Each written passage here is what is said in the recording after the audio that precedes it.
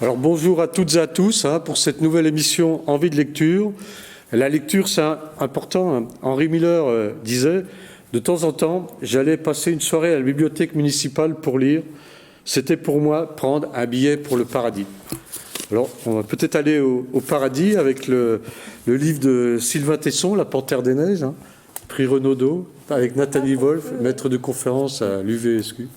Oui, je crois qu'on peut aller au paradis avec lui. Alors, Sylvain Tesson, on le connaît tous, c'est un voyageur, c'est un écrivain. Je sais, Bernard, que tu le lis beaucoup, que tu l'apprécies également beaucoup. Noir, j'ai bien aimé. Ah oui, c'était bien, ça aussi. Ouais.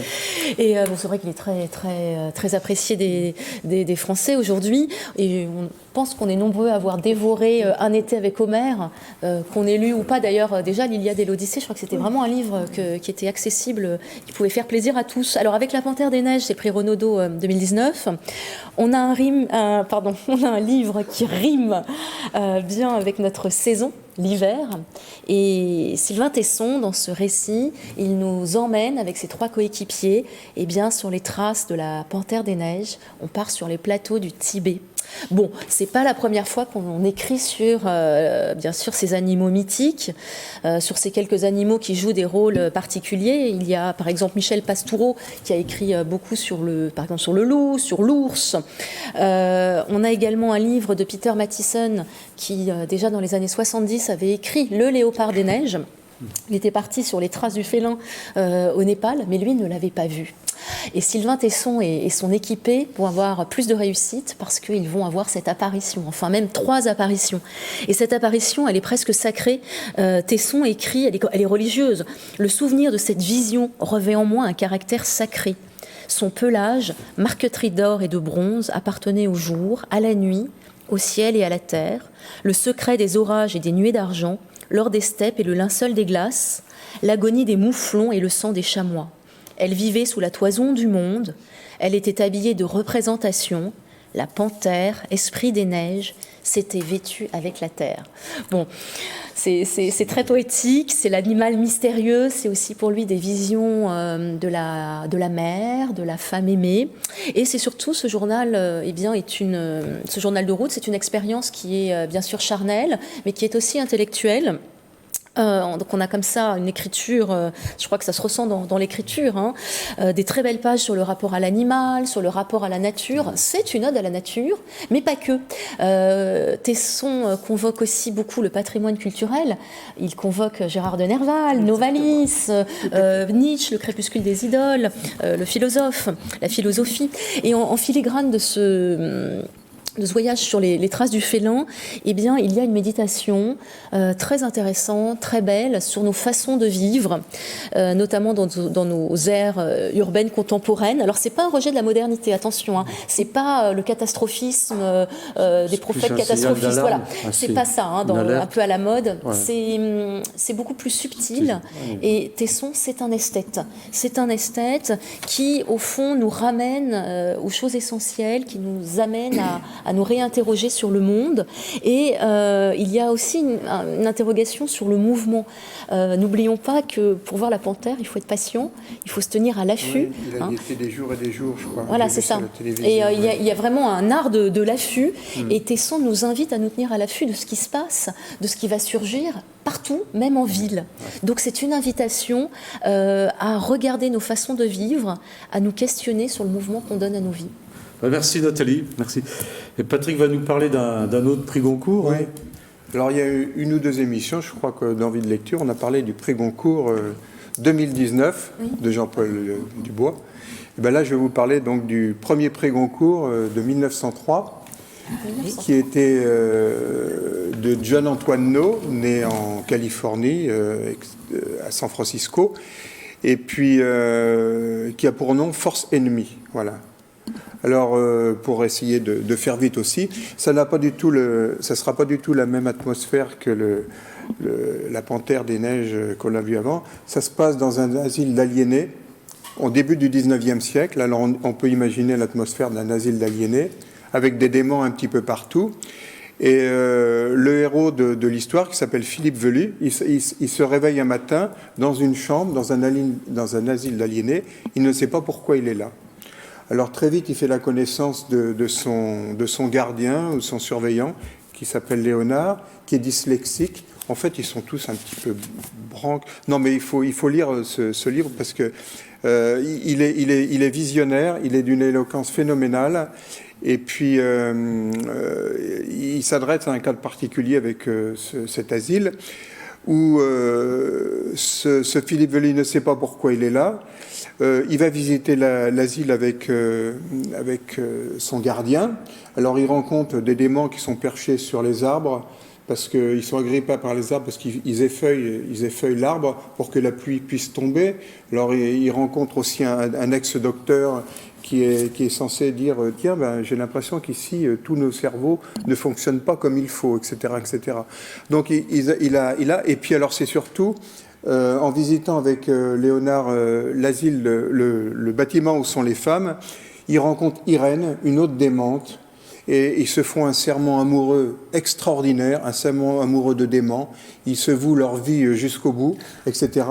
Seulement, le Philippe Vely en question, il est habité par une force ennemie, qui est un habitant qui vient d'une autre planète, qui s'appelle Commune. Ouais. Il s'appelle Commune, et c'est une planète sanglante où tout le monde s'entretue avec le sang, il y a que ça qui compte, etc. Donc il a fui, il est venu à l'intérieur de l'esprit de Philippe Vely. Alors lui, il fait comme il peut avec cet habitant, c'est un truc qui est à l'air de lui, c'est un truc qui lui dit, va retrouver Irène et viole-la, etc. Alors il s'exécute, il va violer Irène avec lequel il a fait un serment amoureux, de tout ça. Le mari d'Irène la retire, et lui s'évade de l'asile, Philippe Vely, pour retrouver, faire une quête de sa femme à travers le monde, etc. etc. Bon, je ne sais pas si... Alors, à l'époque, c'est un roman qui avait été publié à compte d'auteur. Il avait publié au mois de mars 1903 à compte d'auteur. Et puis, Huysmans, qui était le président du prix Goncourt, c'était le premier prix Goncourt avec la première académie, avec les premiers 10 qui se réunissaient au restaurant Champeau. Et ben, ils ont désigné ce livre-là comme le meilleur livre en prose de l'année, suivant les testaments des Goncourt, qui avaient voulu que ce soit comme ça. Merci Patrick. Alors pour ma part, je voudrais vous parler du dernier roman de Eric Faye, La télégraphiste de Chopin. Donc Eric Faye, c'est un grand journaliste. Il a été grand prix du roman de l'Académie française en 2010 avec Nagasaki, prix Goncourt de la Nouvelle également. Et dans ce roman, il traite de plusieurs choses. D'ailleurs, c'est librement inspiré en fait, de la vie de Rosemary Brown, une Anglaise qui est décédée en 2001 et qui était dans une famille de médiums, adeptes de spiritisme, qui assurait qu'elle était en lien avec Chopin, Mozart, Beethoven, et qui assurait qu'il leur dictait des partitions qu'elle réécrivait et qu'elle revendait après. Donc, il a transposé cette histoire à Prague, au début des années 90, après la chute du mur de Berlin. Alors, il y a plusieurs choses intéressantes. C'est la vie après la fin de tout un système. Alors, il y avait beaucoup de policiers, il y avait énormément de policiers qui se reconvertissent en détectives privés, en journalistes. Alors, c'est l'histoire d'un ancien de la police secrète qui est devenu journaliste, tout ça, et on lui demande d'aller faire une enquête sur une habitante de Prague qui assure qu'elle reçoit Chopin, qui lui donne des choses à transcrire et tout ça. Alors il est chargé d'enquêter, est-ce que c'est vrai ou pas, quoi. Alors je vous dis pas Alors il y a toute une enquête et on retrouve un peu on croit au médium ou pas, mais c'est intéressant et c'est très analysé aussi scientifiquement. Faut pas oublier que notre grande poète nationale Hugo était adepte aussi de spiritisme, hein, pour entrer en relation avec sa fille. Et en même temps, il y a ce mélange avec un nouvel univers à la fin du mur de Berlin. Et voilà, c'est vraiment intéressant. Il y a une belle enquête. C'est très, très bien écrit. On apprend plein de choses. Alors, pour terminer l'émission, Suzy va nous parler de La Seine, hein, un roman de Catherine Pontimbert. Voilà, oui, c'est un livre qui m'a été donné justement par les éditions Unicité pour savoir un peu ce que j'en pensais. Hein. Et j'ai été émerveillée par ce livre, parce que déjà le titre ne dit rien. La Seine, c'est quoi? La Seine, c'est aussi notre vie.